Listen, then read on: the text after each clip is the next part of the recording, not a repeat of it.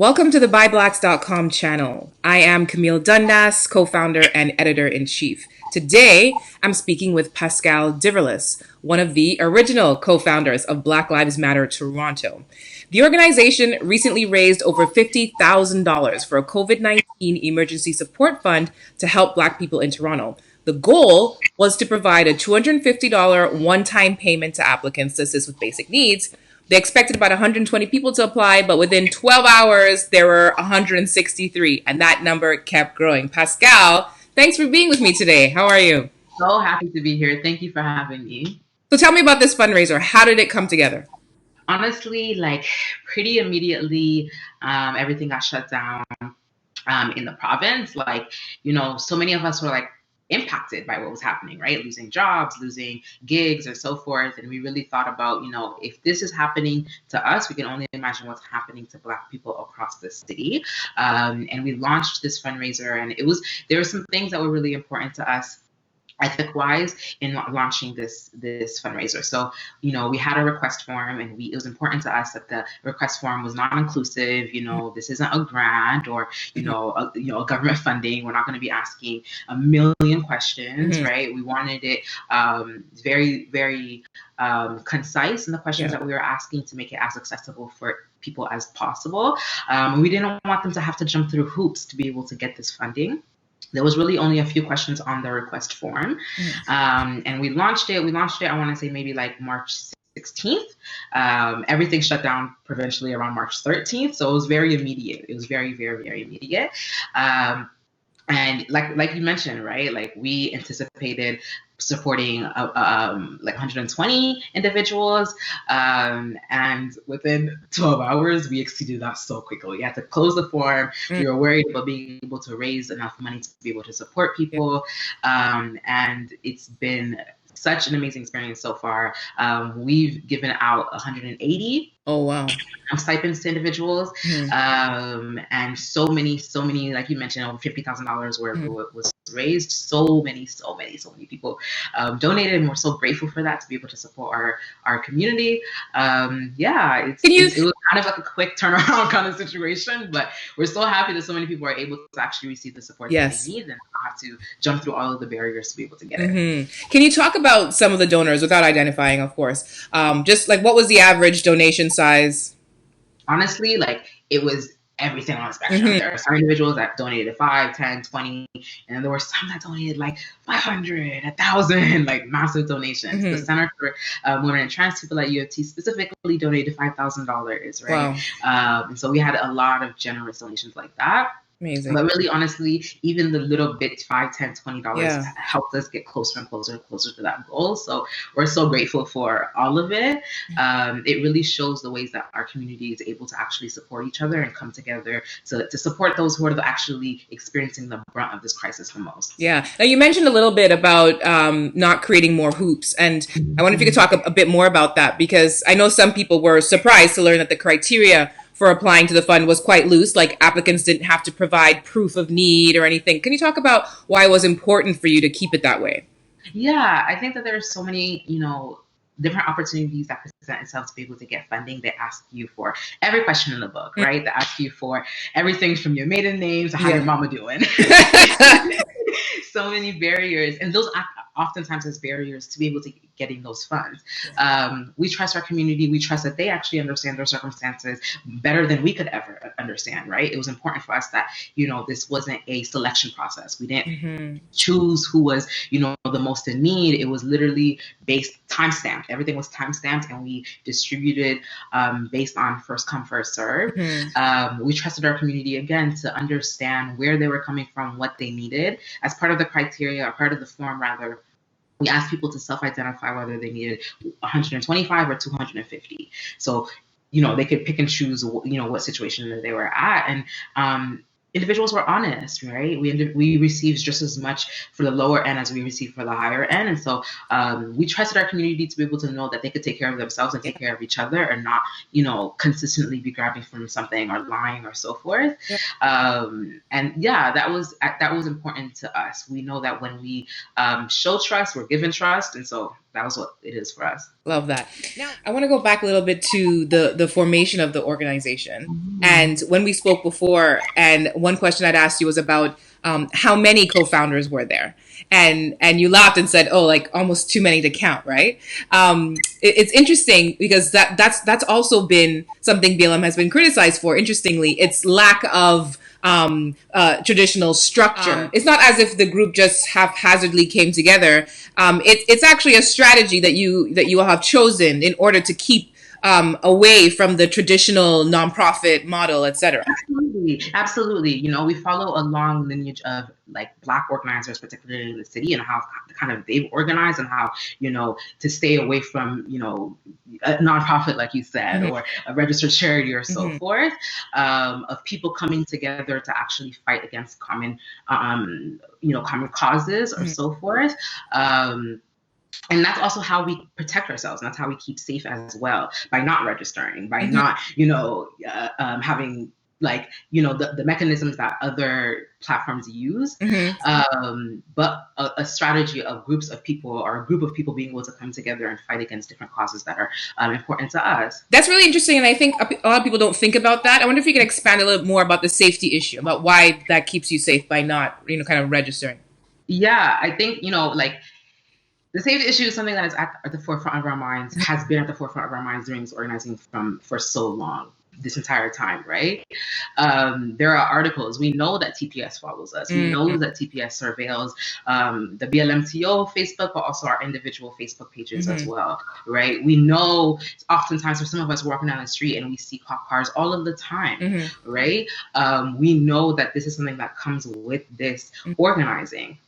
But there are ways that we have to keep not only just ourselves safe, but also the individuals that are coming to our demonstrations, the individuals that are coming with their families and their elders and their dogs, right? Oftentimes our demonstrations are family, you know, events, and so we're often thinking about how to keep ourselves and individuals safe, and that looks like not, you know, putting everything online. It looks like, you know, meetings that are with select groups of people. It looks like meeting in different areas, putting our phones away and so forth, because of the ways that we know that not only just us, but histories of Black organizing have always been surveilled and policed, not only just in Toronto, but across this country, right? And so we need to be strategic as to how we are coming together, when we are coming together, and what mechanisms, you know, what technology is there, what is not, what is being advertised, what is not being advertised, in order to be able to keep each other safe.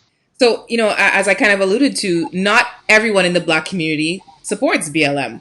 What or who has surprised you along this journey? Oh gosh! and the second part, who or what has disappointed you the most in this journey?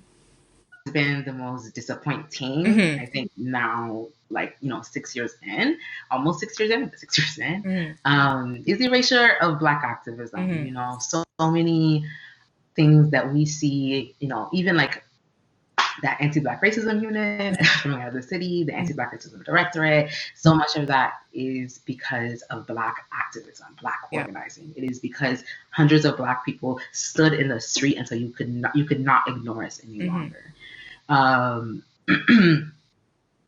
it's not surprising. I think that there are, you know, so many things that we take for granted now that we don't understand or comprehend is at the result of Black organizing.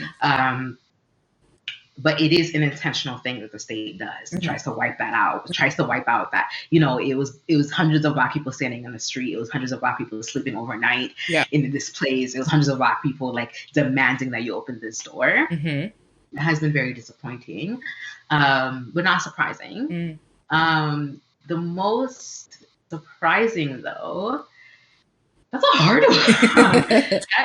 Sorry? I know, I'm just laughing. Yeah, it's a little bit of a hard one. I think what has been like the most pleasantly surprising is like how much our community actually cares for each other. Like even just to say like a little anecdote, like during Tent City, you know, we were in this occupation for 2 weeks. It was difficult to say the least for so many reasons. So beautiful for so many reasons, but very difficult organizing. And I remember we all had different shifts, and I was on morning shifts. Mm-hmm. And at the time, I was still a student, and I had taken a year off the year before, so it was like my first year back at school. I was trying to really do the student thing. I was really trying to like go to class, right? On top of dealing with all of the pressures of being a good partner, being a good friend, being a good daughter, all of Mm-hmm. these things. And I remember that first day overwhelmed, Mm-hmm. being so overwhelmed, and not really knowing, having so many people there, like so many people there, and my young self not really knowing like how to hold it, how Yes. to right. It just felt so outside of my grasp. Mm. And I had a moment where I started to cry. Because I was just feeling. I didn't even. It was like one of those cries that just comes from Yeah. you don't even know where, and all of a sudden there's tears on your eyes. Yeah. All of a sudden it's loud sobbing. And somebody came up to me, and I'm not gonna say her name now because I don't want her to be embarrassed. Okay. But she came up to me, and she enveloped me in this hug. Mm-hmm. I will never forget that hug. I will Mm-hmm. never forget it. And it actually brought life to me in a way that I didn't anticipate. Mm-hmm. And she held me, and like, we weren't in front of people. We were like in the kind of corner, and she reassured me. She's like, you know what you're doing. Mm-hmm. You have all of the skills. You have all of the knowledge in you. And even if you don't think you have it in you, your ancestors are guiding you, right? Yeah. Like, you come from a lineage of freedom fighters. Mm-hmm. They know what they're asking you to do. And that gave me so much strength for like literally years later now, still something that I carry with me. Mm-hmm. And there's so many different moments like that for our 6 years, that somebody has come with like, some kind words. Somebody has come with food. Somebody has come, just to check in. How's your family? Have you checked in on your family yet? You should message your mom. I feel like she's seeing you on TV and she wants to know you're okay, right? Like so much of that has been like saving graces that I don't think people recognize. Yeah. So many of those moments where people actually like saw the humanity in, these are young people just trying to do something, Yes. and have graciously been like, here's the hug that I can see that you need. Here's the words of wisdom and guidance and love that I can see that you need, that clearly is a little hard for you to ask for. Even talking about it now gets me like so choked up, because that actually has been the saving grace throughout this entire time. And while it's not all the way surprising, the moments that they have come at always like take you by surprise. Yes. Yes. Like, how did you know at this moment is what I need? Right. Now, your brother is also a co-founder, right? Yes. Yes. Tell me about your family. Tell me about your parents. What kind of conversations happen around the dinner table at the Diverlus home? Like, how do your parents react to having not one, but two kids in activism? Oh, that's really funny.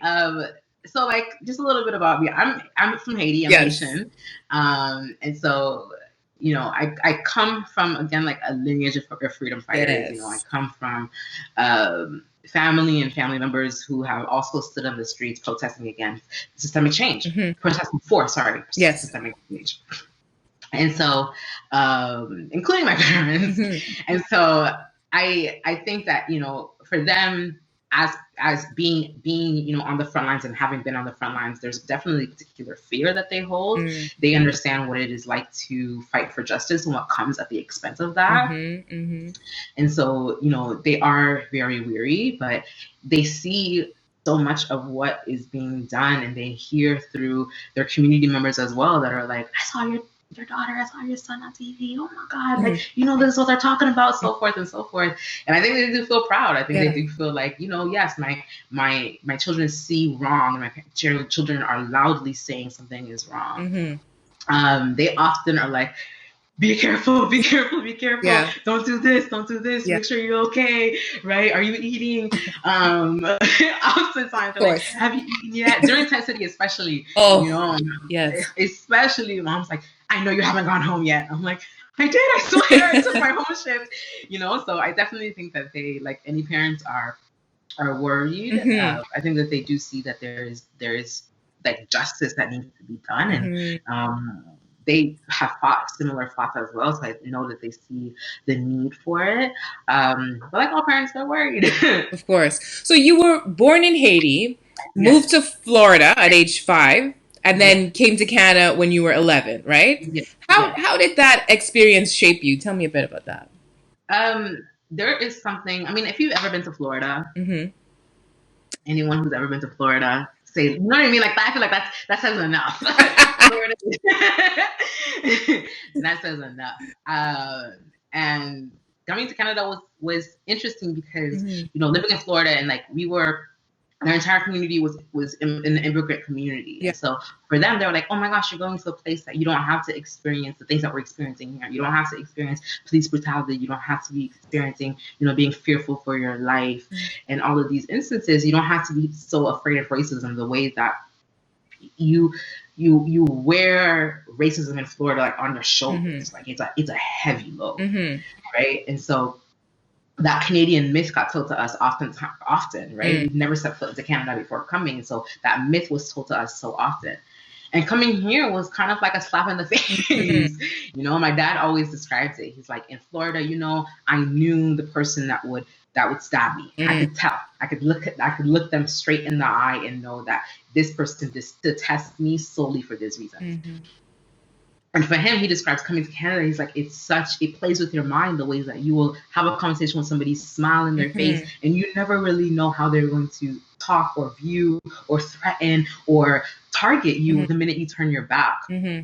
The insidiousness of racism in Canada is what makes it so ugly, Mm-hmm. what makes it so painful, what makes it so disgusting, Mm-hmm. right? You sit there and you're like, did I really go through what I think I just went through? Did this person really react to me the way? You know what I mean? That kind of insidiousness is enough to make you question yourself. But it's true, it's real, it's the anti-Black racism. I think that the biggest difference just between the Florida and Canada is the overtness. But sometimes being overt is more helpful than I think Mm-hmm. the subtlety of the racism that we experience here. And so I know you must have seen that myth play out even greater when you started doing the work and Mhm. doing media interviews Oh and with the my types of god. questions. Tell me a little bit about that. Oh my gosh. Like it was so I feel like now Canadian media has like caught on. I hope they caught Yes. on. The majority of them have caught on a little bit better, but definitely in the first few. I remember like even after that first night of planning for the demonstration, the next day, we had done so many interviews going into it, and Right. all of them, every single interview I did that day, I did maybe upwards of like 7, even like a Right. lot of interviews. All of them would be like, but is there really racism in Canada? Mm. Isn't this really a problem south of the border? Isn't this? Isn't this? Isn't this? And I'm like, I need everyone to open up their eyes, first of all. Right. But like it is, and that's why I'm saying that the media actually plays into Yes. this, right? They play into portraying this myth of what Canada is like. And Black people are sitting here, Black and Indigenous people in particular, are sitting here being like, but what I just experienced wasn't what you're trying to play off as, Mm-hmm. right? It is a big myth Mm-hmm. of how they try to sell what happens here versus what happens in the States. Mm-hmm. And I think the rhetoric is a little better now, and even like being able to push the boundaries and telling them that we don't have numbers. Mm-hmm. You're trying to compare apples and oranges, but you don't actually know if they're two oranges, Mm-hmm. right? We don't, at the end of the year, Americans are able to look and be like, in this state, this is how many Black people were killed by police. This is Right. how many Latino people were killed by police, and so forth. But we don't have that same kind of data intake, right? Right. Even with this current crisis right now, Right. it was Black Torontonians that just fought for public health to collect demographics, and it's Yeah. only happening in Toronto Public Health, York Public Health, Peel Region Public Health. It's not even happening across The province. Mm-hmm. the province or the Yeah. country, Right. right? And so that disconnect and not having that is intentional to stop us from telling our Mm-hmm. truth. And so what we're relying on is anecdotes and stories and Yeah. so forth. It is intentional not to collect that data, Mm-hmm. right? If we're specifically talking about even the coronavirus right now, Mm-hmm. a lot of publications that I'm reading in the States, amazingly, are talking about how this is taking a different effect on Black Americans specifically. because of environmental racism in general, Okay. coronavirus is hitting Black people in a complete different way. And without that data in Canada, all we have is stories. All we have is, I know this person went to the doctor and the doctor refused to give them a test. All we Right. know is this next person and the next person and the next person.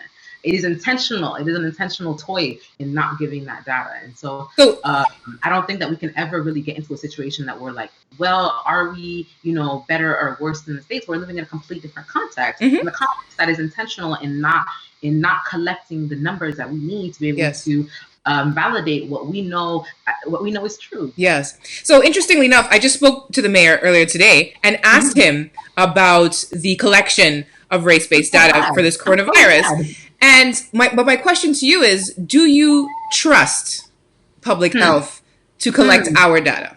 That's a very important question. I think it's definitely a first step, but I think without Black people around the table, without Black politic and Black thought, Black public health practitioners, Black medical practitioners, and long-term care home workers, like we're not going to be getting the full extent of the numbers that we are hearing. Yeah. We will not, right? When we have a state that is intentionally dehumanizing us or intentionally neglecting us or leaving us to the wayside, it will never be able to reflect what we know as true, right? Before even, my mom works in a long-term care home. Okay. Before even the data that we know as how many deaths are actually happening in long-term care homes, mom's been telling me this for a month, over a month. She's been like, listen, like it's rough in these homes, Yeah. right? And